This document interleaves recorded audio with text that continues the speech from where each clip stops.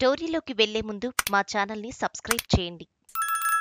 ఉమ్మడి ఆంధ్రప్రదేశ్ రాష్ట్రం నుంచి ఏలూరు శాసనసభ నియోజకవర్గానికి ఒక ప్రత్యేకత ఉంది. 1978 ఎన్నికల నుండి అది దానిని నిలబెట్టుకుంటూ వస్తున్న నేపథ్యంలో ఈసారి ఈ శాసనసభ స్థానం నుండి గెలుపు ఏ పార్టీది అని అందరూ ఉత్కంఠగా ఎదురుచూస్తున్నారు. ఇక ఏ పార్టీ అభ్యర్థి గెలిస్తే రాష్ట్రంలో ఆ పార్టీ అధికారంలోకి వస్తుండడమే దీనికి కారణం. 1978లో కాంగ్రెస్ అభ్యర్థి సూర్యప్రకాశ్రావు జనతా పార్టీ అభ్యర్థి మీద 10,000 పైచిలుకు ఓట్లతో విజయం సాధించారు.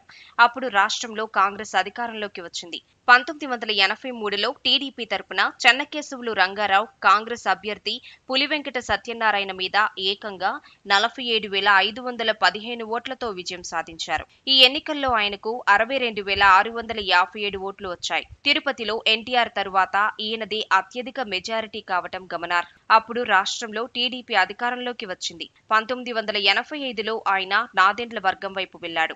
ఈ నేపథ్యంలో 1985 ఎన్నికల్లో మారదాని రంగారావు టీడీపీ తరపున నిలబడగా 20,000 పైచిలుకు ఓట్లతో గెలవటం రాష్ట్రంలో టీడీపీ అధికారంలోకి రావటం జరిగింది. 1989 ఎన్నికల్లో రంగారావు మీద కాంగ్రెస్ అభ్యర్థి నేరెళ్ల రాజా 4,000 ఓట్ల ఆధిక్యంతో విజయం సాధించారు. అప్పుడు రాష్ట్రంలో కాంగ్రెస్ పార్టీ అధికారంలోకి వచ్చింది. 1994 ఎన్నికల్లో టీడీపీ తరపున మార్దాని రంగారావు కాంగ్రెస్ అభ్యర్థి మాగంటి వరలక్ష్మీదేవి మీద గెలిచారు. అప్పుడు రాష్ట్రంలో టీడీపీ అధికారంలోకి వచ్చింది. 1999లో టీడీపీ నుండి అంబికా కృష్ణ కాంగ్రెస్ అభ్యర్థి కాళీకృష్ణ శ్రీనివాస్ మీద విజయం సాధించారు. రాష్ట్రంలో మళ్లీ టీడీపీ అధికారంలోకి వచ్చింది.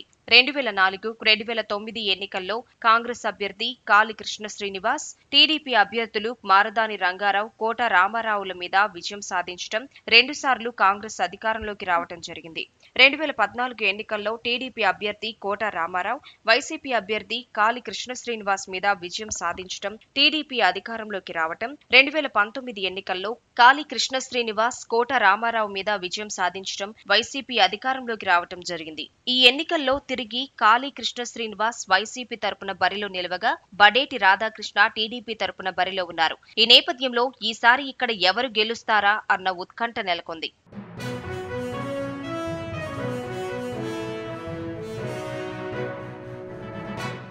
స్టోరీలోకి వెళ్లే ముందు మా ఛానల్ని సబ్స్క్రైబ్ చేయండి.